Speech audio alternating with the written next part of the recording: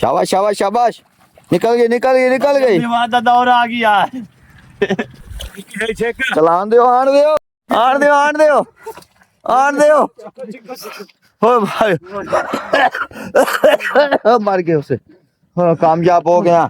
हमने एक Rafale Tiyara F-16 thunder जो आया था पाकिस्तान में, इंडिया से जंग जीत के हमने वो निकाल लिया है। देखें ये बैर खड़ा है, राफेल तियारा F-16 थंडर सीधा करते हुए।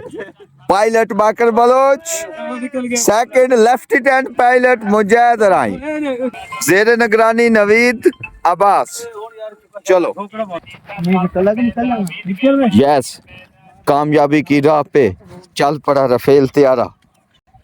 एक तरफ से पकड़ा हुआ है पायलट बाकर बलोच ने, ये कहीं उड़ ना जाए। काबू करते हुए राफेल तियारा अपनी मंजिल पे पहुंच रहा है आहिस्ता आहिस्ता।